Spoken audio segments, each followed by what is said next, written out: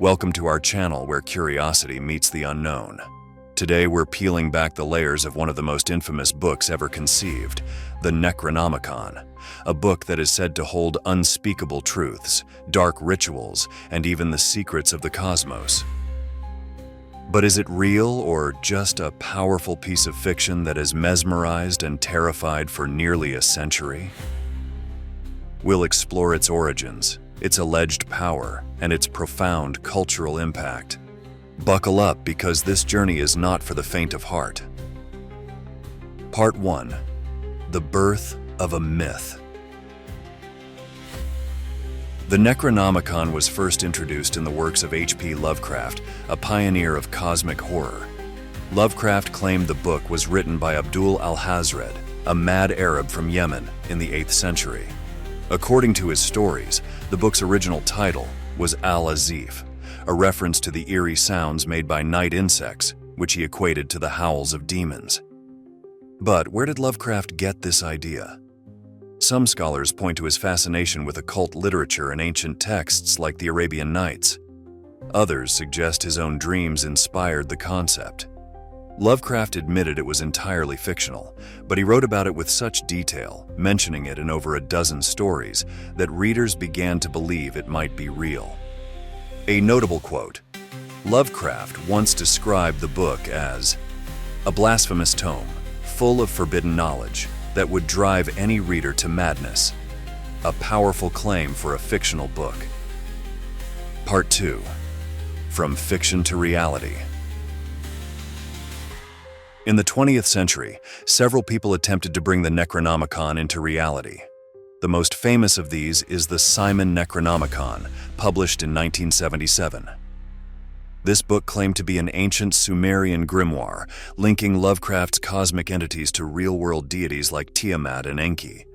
However, scholars quickly debunked it as a fabrication. Its author, known only as Simon, allegedly blended Lovecraftian ideas with elements of Aleister Crowley's magic and Babylonian mythology. Despite the controversy, it gained a devoted following among occult enthusiasts. Interestingly, other supposed versions of the Necronomicon have surfaced over the years, some claiming to be medieval grimoires or ancient Arabic texts.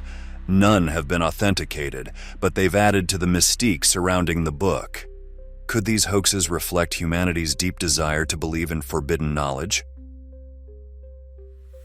Part 3. The Occult Connection.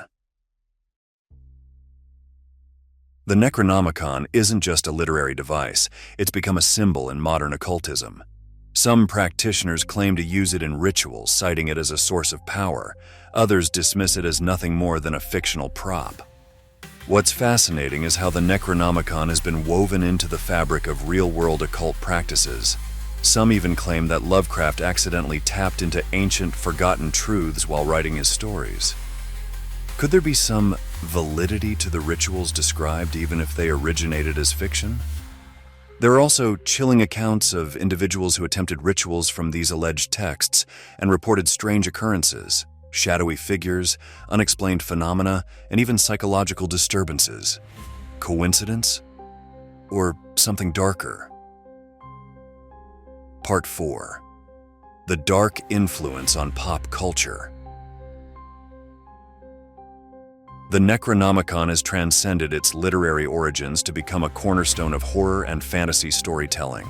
From the Evil Dead franchise, where the book unleashes demonic chaos, to appearances in video games like Call of Cthulhu and Doom, it has become an iconic symbol of forbidden power. In music, bands like Metallica and Black Sabbath have drawn inspiration from Lovecraft's mythos, referencing the Necronomicon and its dark themes. Even in comics and art, the book continues to captivate and terrify. Did you know the Necronomicon appears in The Simpsons? Its influence is so pervasive that it even made its way into satire and humor. Part 5. The Psychology of the Forbidden. Why does the idea of the Necronomicon continue to captivate us? Psychologists suggest that humanity is inherently drawn to forbidden knowledge. The idea of a book that contains the ultimate truth, or ultimate doom, is irresistible.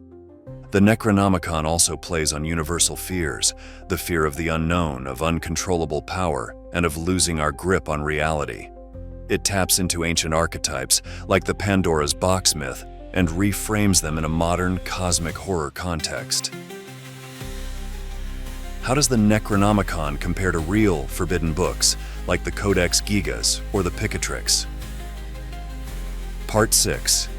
A Legacy of Mystery. Whether you believe the Necronomicon is purely fictional or a gateway to hidden truths, its impact is undeniable. Lovecraft's creation has inspired countless works of art, fueled debates in both literary and occult circles, and even sparked fear among those who believe in its existence. It also raises an important question: how much power does fiction have? The Necronomicon shows us that a simple idea, if compelling enough, can blur the lines between reality and imagination. It's a testament to the power of storytelling and the enduring allure of the unknown. Conclusion. The final word. So, is the Necronomicon real? The evidence suggests it isn't, but the belief in its existence is a phenomenon in its own right. Whether it's a literary device, an occult symbol, or a pop culture icon, the Necronomicon has cemented its place in our collective imagination. Thank you for joining us on this deep dive into one of the most mysterious and controversial books ever conceived. Don't forget to like, subscribe, and tell us in the comments, what do you think? Could the Necronomicon ever be more than a myth? Until next time, keep seeking the mysteries.